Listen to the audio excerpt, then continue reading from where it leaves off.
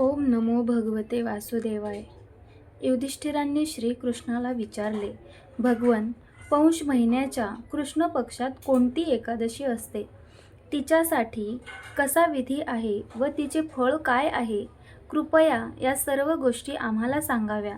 श्री भगवान म्हणाले, नृपश्रेष्ठा, पौष महिन्याच्या कृष्ण पक्षातील एकादशी षट्टिला नावाने प्रसिद्ध आहे, जी सर्व पापांचा नाश करणारी आहे. मुनिश्रेष्ठ पुलत्स्यांनी हिची जी पापनाशक कथा दालभ्यांना सांगितली होती ती ऐका. दालभ्यांनी विचारले, ब्राह्मण, मृत्यूलोकात आलेले प्राणी बहुधा पापकर्म करतात. त्यांना नरकात जावे लागू नये यासाठी कोणता उपाय आहे, सांगण्याची कृपा करावी. पुलत्स्य ऋषी म्हणाले, महाभाग, पौष महिना आल्यावर मनुष्याने स्नानादी करून पवित्र व्हावे. इंद्रिय संयम ठेवून काम, क्रोध, अहंकार, लोभ आणि चुगली इत्यादी दुर्गुणांचा त्याग करावा. देवाधिदेव भगवंताचे स्मरण करून पाण्याने पाय धुवून जमिनीवर पडलेले शेण गोळा करावे. त्यात तीळ आणि कपाशी मिसळून 108 पिंड बनवावेत. नंतर पौष महिन्यात जेव्हा आरद्रा किंवा मूळ नक्षत्र येईल तेव्हा कृष्ण पक्षातील एकादशी करण्याचा नियम घ्यावा. चांगल्या प्रकारे स्नान करून पवित्र होऊन शुद्ध भावाने देवाधिदेव श्री विष्णूंची पूजा करावी.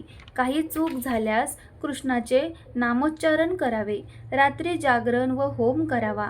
चंदन, केशर, कापूर व नैवेद्यादी सामग्रीचे शंख, चक्र, गदा धारण करणाऱ्या देवदेवेश्वर श्री हरीची पूजा करावी. त्यानंतर भगवंताचे स्मरण करून सतत श्रीकृष्णाचे नामोच्चारण करून कोहळा, नारळ किंवा महाळुंगाची फळे अर्पण करून भगवंताची विधीपूर्वक पूजा करून अर्घ्य द्यावे. इतर सर्व सामग्रीच्या अभावात 100 सुपाऱ्यांनी देखील पूजा व अर्घ्यदान करता येते. अर्घ्याचा मंत्र याप्रमाणे आहे. कृष्ण कृष्ण कृपालुस्तव मगतीनां गतिर्भव संसार अर्णव मग्नानां प्रसीद पुरुषोत्तम. नमस्ते पुंडरीकाक्ष, नमस्ते विश्वभावन, सुब्रह्मण्य नमस्ते तू महापुरुष पूर्वज. गृहाणार्ध्यं मया दत्तं लक्ष्म्या सह जगत्पते. सच्चिदानंद स्वरूप श्रीकृष्ण, आपण खूप दयाळू आहात. आम्हा आश्रयहीन जीवांचे आपणच आश्रयदाते व्हावे. आम्ही संसार समुद्रात बुडत आहोत. आपण आम्हावर प्रसन्न व्हावे. कमलनयना, विश्वभावना, सुब्रह्मण्या, महापुरुषा, हे सर्वांच्या पूर्वजा, आपणास नमस्कार असो. जगत्पते, मी दिलेले अर्घ्य आपण लक्ष्मीसह स्वीकार करावे अशी प्रार्थना करावी. त्यानंतर ब्राह्मणाची पूजा करावी. त्याला पाण्याची कळशी, छत्री, वाहन आणि वस्त्र दान करावे. वाहन म्हणजे चप्पल. दान करताना असे म्हणावे, या दानाद्वारे भगवान श्रीकृष्णाने माझ्यावर प्रसन्न व्हावे.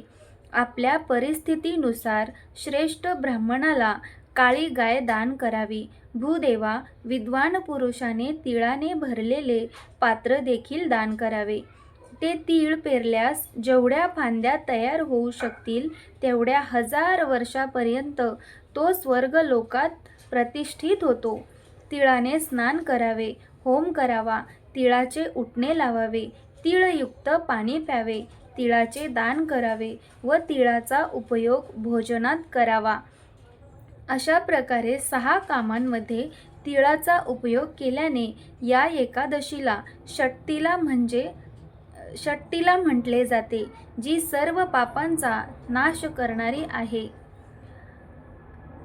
ओम नमो भगवते वासुदेवाय. धन्यवाद.